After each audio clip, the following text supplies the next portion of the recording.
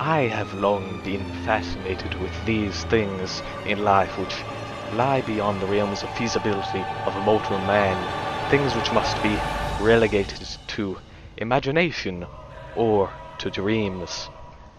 Well, now I seek to bring one such thing into reality. I seek to build a library so vast that it may never be surpassed, so vast that it may be considered eldritch due to its pure scope, such that it may never be known. This idea has managed to enchant not only I, but some of my comrades, and now we seek to reach this nirvana which lies promised to us beyond the library's hallowed gates. All here that we have built, all here that we have endeavored to do, all that we have sacrificed, it has all been for the sake of this library. Above all, no matter what we have to do, no matter what stands in our way, we must remember, we must keep in our minds this one thing. The library must be built.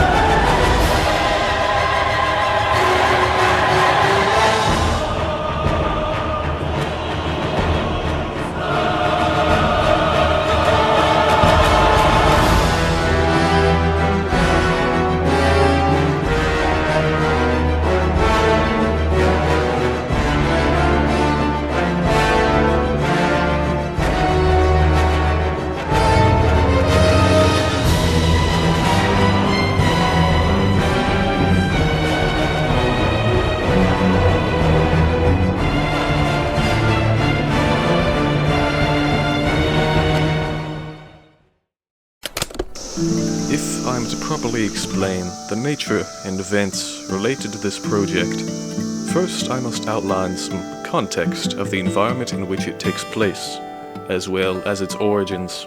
For multiple years now, a Minecraft server has been hosted and played on by some people who I know. Various events and stories have thusly played out there, across multiple iterations of the server, with it being rekindled upon each major update. First, there were the events of the island and the wall, wherein a large wall was constructed by myself around the spawn area, which unintentionally prompted many of the players to move elsewhere, and caused many of them to have something of a disdain for me. This led to something of a war for my head. These events would inevitably sour relations between myself and the other players for long to come, providing a barrier which would have to be surmounted. Then, in the next season, there were the events of the Headhunter Wars, wherein myself and other players attempted to prevent our heads from being collected by another player. This caused myself and another to flee to distant regions and collaborate on various other projects. Near the end of this server, a project was started, a grand arena, but alas, it was never able to be completed. Then, in the next season, there was the Dead Hand, a device which would place explosive payloads underneath the server spawn and would detonate them if a timer was not reset by myself. These servers had all been hosted by a user known as Carnamate, and the events which transpired upon them were closely intertwined with his method of server administration. However, this time, it was I who was up to bat on hosting the server, and I had an idea burning in my head which I would attempt to build my administrative policy around. During the second season of the server, just before the Headhunter Wars had come to a close, a friend and I had an idea for a structure, a massive library which was filled to the brim with bookshelves.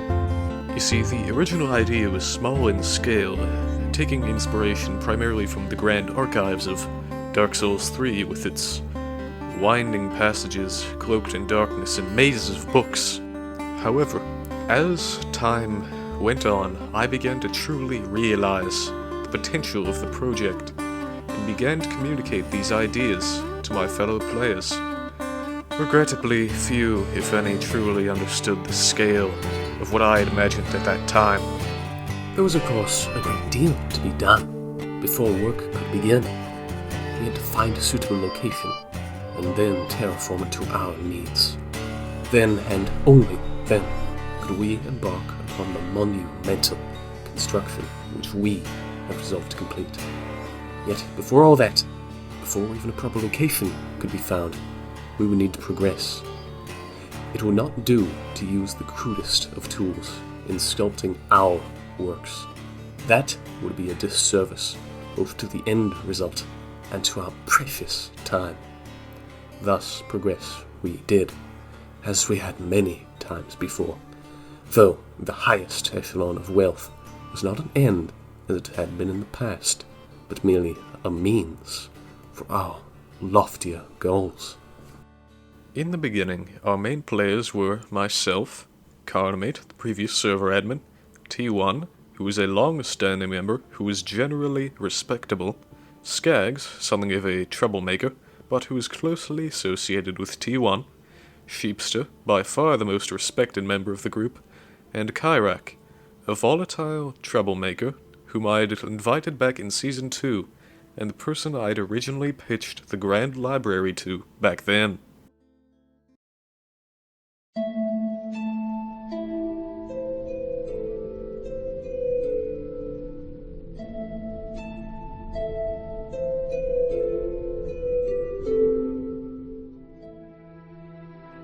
After a few weeks, this was our spawn region. We of course had the main spawn house, as well as Carnamate's house and ranch, the Sheepster's house over yonder, the iron farm, the pond and tree, and the derelict building. Of course, due to the nature of documentation at this time, it is only natural that some details will be foggy or anachronistic for the purpose of this narrative, but they are more or less accurate. Now, underneath the Sheepster's house, there was a trading hall. This trading hall would have come to be the hub for events which would come to shape the future of the server as a whole.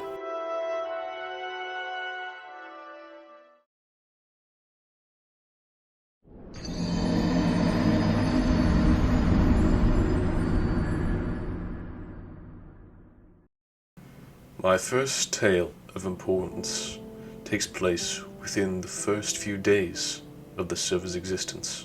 You see, to my memory, throughout the iterations of the server, we had always fought the dragon and beaten the game together. And in this version of the server, I was seeking a more collaborative approach rather than competitive. So I thought this would be an ample opportunity to display that quality. After a few days of the server's existence, we had all the gear we needed. All we needed was a nether fortress, which I was able to locate. After I located the fortress, I posted the coordinates in public chat with many members still online, and what's more, I recorded them in a community notebook at spawn for all to see. I assumed the others shared the same collaborative ideals as I. Upon the time of discovery, I was in a voice call with two server members, Carnamate and Kyrak. I posited the possibility that T1 and Skags might attempt to steal the kill from underneath us and take the glory for themselves. But I had an optimistic view, and I made it clear that this was nothing more than a hypothetical, and not a call to action of any sort. Unbeknownst to me, a member of the call, listening to this exchange, got an idea. They contacted T1 and Skags and told them that I had planned and proposed a race to see who could get to the end and beat the game first.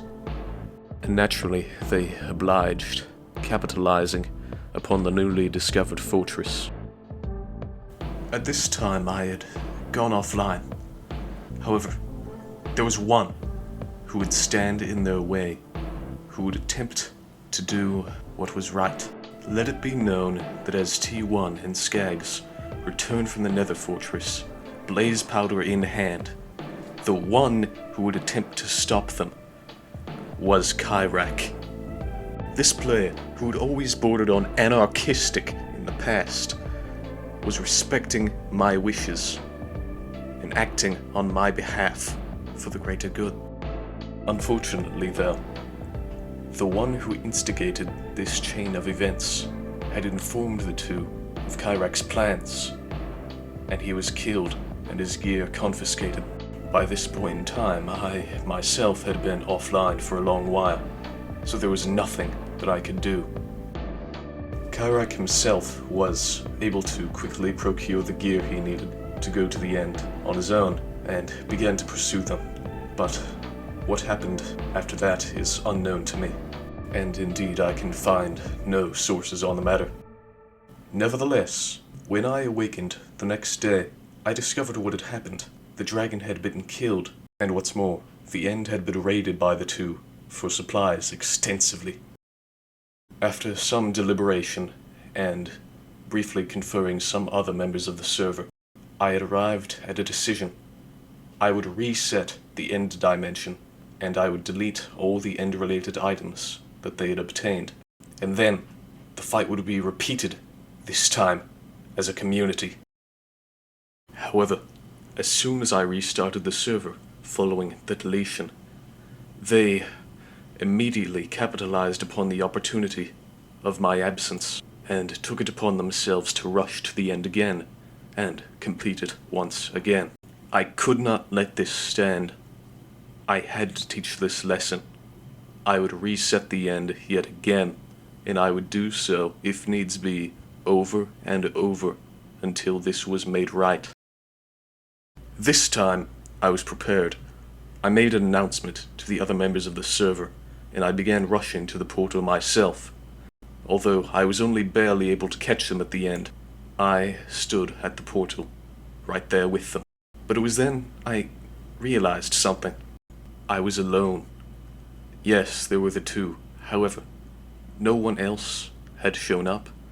By this point, no one else showed any interest in this. Inadvertently, against my own wishes, my desires became selfish through no fault of my own, and they only served to my own ends, and ended up hurting and alienating others. As I stood there in the end, the dragon defeated, I was able to taste not the glory of victory amongst comrades, but ashes, bitterness, and strife. I looked to Skags and T1 as the root of all this. I blamed them, yes, and also myself. But it was then that I learned something very important, which I had not yet known. It was at this point in time when I learned that Carnamate had gone behind our backs. He had orchestrated all of this. He had lied to Skags and T1. He had informed them of Kyrak's plan. He had supplied Kyrak with what he needed to combat them. I asked him, why? Why would he do this? He wanted a story. He wanted conflict. He wanted lore. Instead of letting the events of fate take their own natural course, he sought to force its hand. It was he who sowed the seeds of discontent and left us to traipse upon the barren soil and reap the bitter fruit of his deceit. Of course, it does no good to dwell upon these lifeless things. We moved on, as humans are wont to do. It was not long ere we gained all we needed, and we could at last set our sights higher. Of course, I would be remiss not to mention that many past events have a rather insubstantial documentation. In any footage I found, has been through painstaking investigation. However, at this precise moment in the server's history, there was a turning point. Our works became substantial, you see, and as a result, our coverage became more comprehensive. Now the time had finally come to find a location. I would head this effort, scouring the far reaches of the globe. In the meantime, the other members of the server constructed all the farm's facilities that we would need. What had taken weeks of work to accomplish in the past was being done in mere days.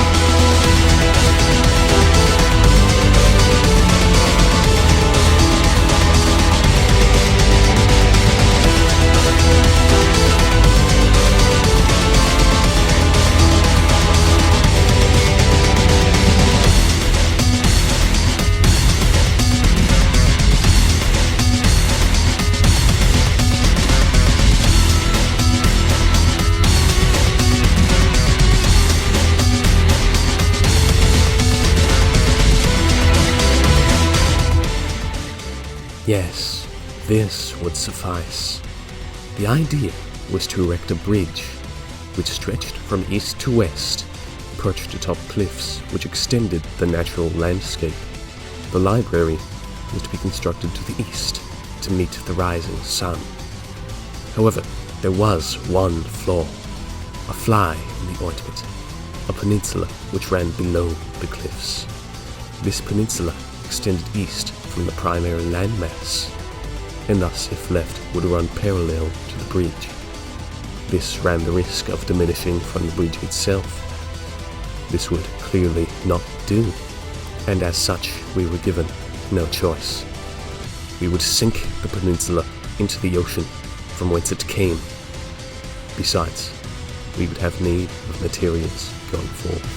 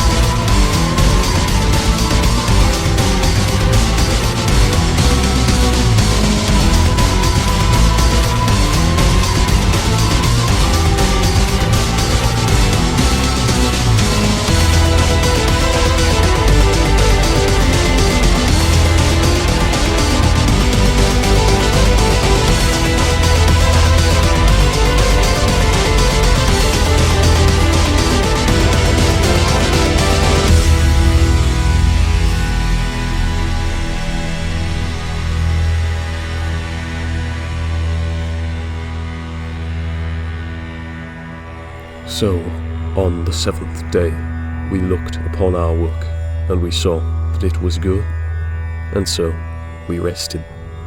After all, the new year was at hand.